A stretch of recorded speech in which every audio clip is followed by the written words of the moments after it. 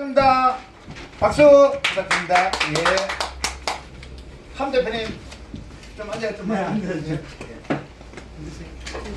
네, 반갑습니다. 네, 오늘은 제 32회차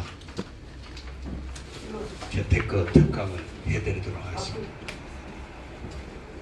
오늘의 주제는 부동산의 미래입니다. 첫 번째, 신역세권 투자처라는 걸 말씀드리겠습니다. 별내선, 즉 8호선 연장선입니다.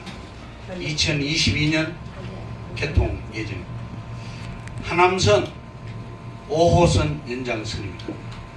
2019년 6월 이후 개통 예정입니다. 다산 신도시와 미사, 강변 도시의 호재가 되겠습니다. 서해선 소사원시선 금년도 6월 16일 날 개통되었습니다.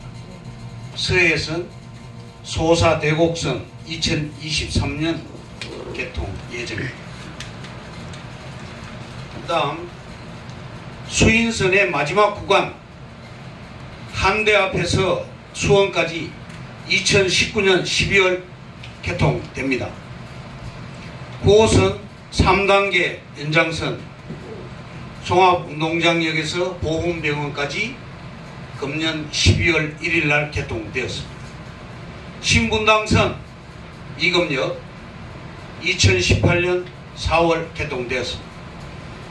분당선 왕십리에서 청량리역 구간 2018년 12월 이후 개통 예정입니다. 김포 도시철도 경전철 2019년 7월 개통 예정입니다. 7호선 부평구청에서 성남 연장선 2020년 개통 예정입니다.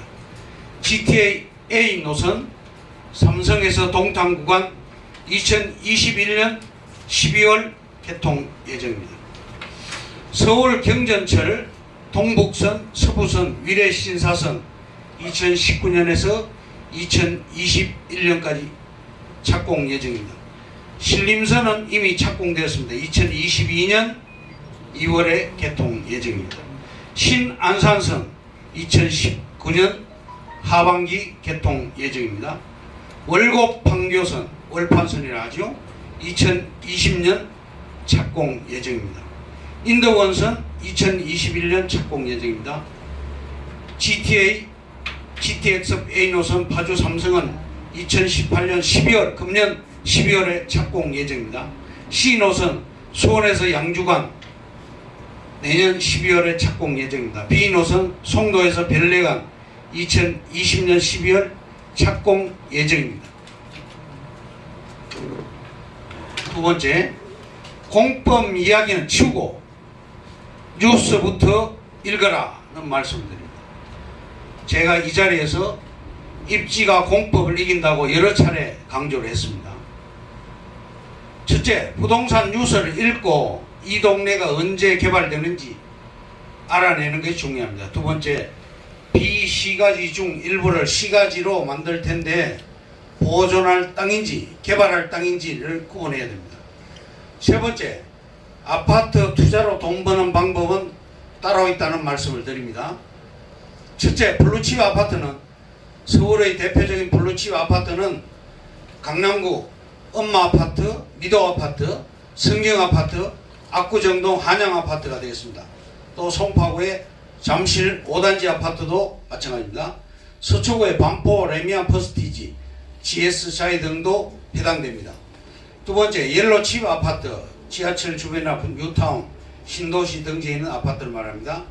시간 관계상 레드칩이나 블랙칩은 생략하겠습니다. 네 번째, 교통 인프라의 개발 호재에 대해서 말씀드리겠습니다. 전철 개통 지역의 교통 인프라에 주목하자. 신교통체계의 대표 GTX와 SRT, 트램, 자율주행차가 있겠습니다. 2025년까지 개통되는 신분당선 연장 라인과 그중 효과가 가장 높을 것 예상되는 7, 8, 9호선의 연장과 신안산선, 서해안 복선 전철을 주목하시는 게 좋겠습니다. 다섯 번째, 정부의 부동산 정책을 관심 있게 봐야 규제 방향과 시장 트렌드를 읽을 수가 있습니다. 전방위적인 정책 규제는 또 다른 기회를 만듭니다. 도시 재생 사업에서도 투자 수익을 기대할 수 있습니다. 중점적인 부동산 정책이 여러 개 발표가 되었죠. 6월 19일 날 대책, 6.19 대책, 과열지역 규제 강화, 8.2 대책, 투기 과열지구 부활과 수요 규제, 9.15 대책, 즉각 대응과 상시 모니터링, 종합적인 가계 부채 관리, 주거복지 로드맵을 정부에서 발표했습니다. 서울 25개 구, 과천, 세종, 성남 분당, 대구 수성구 등을 지정했습니다. 정부 규제로 인한 부동산 시장은 당분간 냉각기와 침체기를 거칠 수밖에 없습니다. 여섯 번째, 가로주택 정비사업 등 3대 정비사업이 있습니다. 투자의 관점에서 돈이 되는 것은 도시재생 사업 중에서 핵심은 도시재생 리모델링보다는 소규모 정비사업과 미니 재건축, 아파트 리모델링, 역세권 복합 개발이 되겠습니다. 이 중에서 가장 관심을 가져야 할 사업은 가로주택 정비사업입니다. 강력한 정부의 정책이 있음에도 규제를 이기는 투자 전략이 있을 수 있습니다. 미래의 트렌드를 읽고 복합 개발 지역과 GTX라는 개발 재료의 승부를 그려야 되겠습니다. 이것이 수요가 정책을 이기는 투자가 되겠습니다. 일곱 번째, 8.2 대책과 8.27 대책과 주택담보대출 규제, 투기지역은 서울 강남구의 17개 지역, 과열지구는 서울 구로구의 11개 지역, 조정대상지역은 성남시의 11개 지역, LTV, DTI 30에서 50%, 40에서 70%, 50에서 70%, 추가적인 대책이 신 DTI 정책과 DSR이 등장했습니다. 그러면 대책은 뭐냐? 임대사업자로 등록하고 서울의 집값이 20% 정도 폭락하는 시점을 기다리면서 제2의 투자처로 주목받는 개발 재료가 많은 지역을 선점해 투자하는 것이 좋겠습니다. 여덟 번째, 우리 앞에 놓인 부동산 시장은 기회인가 위기인가? 기회와 위기는 같이 옵니다. 다가올 3년 부동산 시장은 기회인가? 워런 버핏은 가치 투자의 기본은 저평가된 주식에 장기 투자하는 것이라고 말했습니다. 금융위기인 2009년 11월 3일 미국의 철도 사업자인 벌링턴 노던 산타페를 인수해서 10년이 지난 지금 수십 배의 가치 상승을 이뤘습니다. 다가올 3년은 부동산 시장도 냉온탕이 존재되어 있습니다. 냉탕은 경기 변수가 되고 온탕은 남북관계의 회복과 남북경협의 추진입니다. 결론을 말씀드리겠습니다. 마지막으로 남북관계 변수와 무관한 팁을 하나 드리도록 하겠습니다. 향후 우리나라의 미래 먹거리는 관광사업과 대규모 산업단지, K-팝 등 한류가 되겠습니다. 관광특구로 지정된 곳은 현재 강원도와 경기도 고양시입니다. 일산 서구에 통일한국의 실리콘밸리가 조성되는데 세계 10대 명품 신도시로 개발되는 850만 평이 있습니다.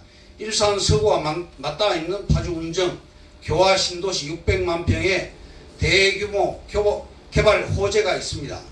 여기에 숨어 있죠. 기존 산업단지 55만 평에 플러스 110만 평이 들어갑니다. 또 경제특구 500만 평이 개발됨으로써 현재 인구보다도 약 35만 명의 인구가 2023년까지 집중됩니다. 기존 600만 평에 15만 인구가 살고 있는데 추가로 35만 명이 들어가는 수용될 2배의 토지가 필요합니다.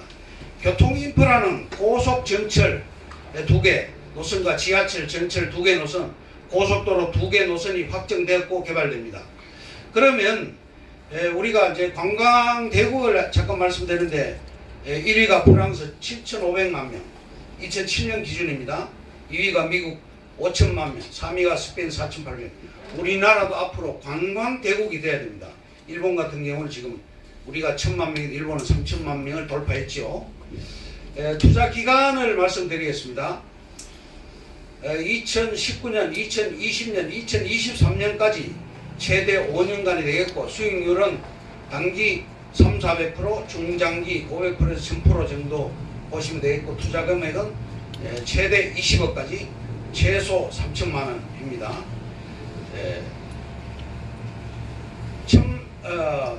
천평, 2,000평 정도를 하려면 10억에서 20억 정도 소요되고 소액 투자도 가능합니다. 이상으로 오늘 재테크 특강을 마치겠습니다. 감사합니다.